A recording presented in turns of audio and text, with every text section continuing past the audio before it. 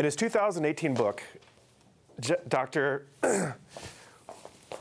What is his name here? I forget the author here. Dying for a Paycheck, I'm sorry, Jeff Pfeffer was his name, from Stanford, that the workplace was the 5th leading cause of death for all Americans. And many HR professionals would argue that that number is actually worse than that. Fortunately, many organizations have put in wellness programs. The last 15, 20 years, they've continued to grow in popularity. Yet, zero wellness program has actually yielded any measurable results with zero ROI. The average incentive, and I'm sure many of you pay this, is over $800 a year. This is not even including the cost of the actual program to implement. Yet 24% is the average participation for wellness programs. People are leaving money on the table. They don't even want to participate in the program. The wellness industry is one of the few industries where people actually don't want the money and you have to pay them to use a program or product that most people have no desire to participate in. Most wellness programs are focused on losing weight, drinking water, taking more steps, wearing your seatbelts, lowering your alcohol consumption. The list goes on and on and on. You take a biometric screening, take a health risk assessment. It tells you all the things that are wrong with you, and then they give you a health coach that's going to magically make you better. Yet, it's still not working. What's happened the last couple years? This has amplified the problem when we've seen before. Those are all symptoms of a much bigger issue that we're all facing.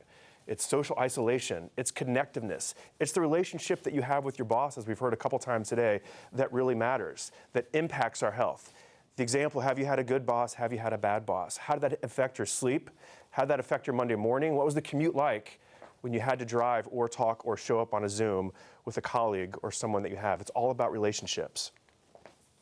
I needed my own great reset, if you will, in 2020, and I decided to take some time off. A sabbatical, if you will, from my job. I was the CEO of the Wellness Council of America for about 8 years, and I spent my entire career trying to help organizations look at wellness, help their people thrive, and live the best life every day. I took 8 months off. These are my 2 little teachers right here, Ellie and Luca. And I think I learned the most about wellness and what organizations should be doing in that time than any time in the past 20 years. I started working with an organization called Life Guides. These are, again, my little 2 teachers right here, Ellie and Luca. It's about peer-to-peer support. And what is peer-to-peer support? This is something that's an age-old concept that we've been using for a long time. I'm sure you've heard some of these organizations, Weight Watchers, CrossFit, AA, all of these things. When we can connect with someone that shares a common goal, a common background, or that understands where we've been and where we're trying to go, that is the best form of support. That is the best form of health. So how can organizations begin to do this? Many of you are probably part of Facebook groups, meetup groups, other groups. If you want advice on a sick child, if you want to connect with people to go for a bike ride, where do you go? Who do you connect with? Maybe you're newly divorced, newly married, new job, new executive, all of these things. The best form of support is talking to someone that's been there before. If you can create a supportive organization, magical things happened, far more than wellness. 38% of your employees are more likely to be engaged, 17% more likely to be working there in a year, 28% likely to recommend that workplace to a friend or colleague, 18% more likely to go the extra mile for the organization. These are important numbers. This is probably the most important number. 10 times less likely to be hostile. 10 times. You can't put a true number on that, right? This is so important now. You wake up every day, we watch the news, terrible things are happening. It's important to create a caring organization for those that we work with. In another study, they created a caring culture organization for caregivers. What they found was pretty amazing. Not only did it improve the health and well-being, the outlook on life for the caregiver, but it improved the health and well-being of the people they cared for.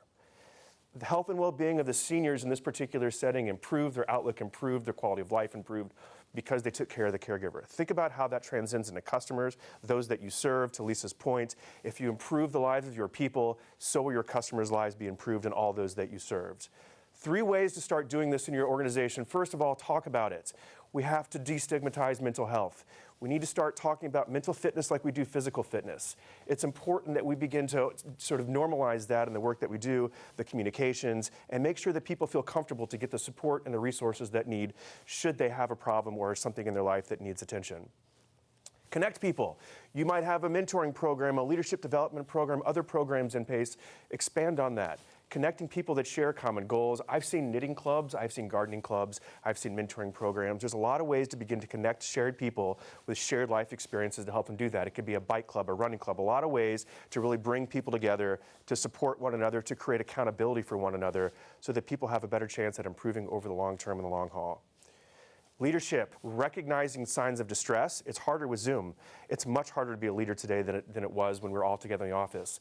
Walking around in the morning, having that water cooler talk, getting some coffee together, you were able to check in on people. It has to be much more intentional now. Call people. Some powerful words that can change someone's life. How are you today? How are you doing? How often do you hear that?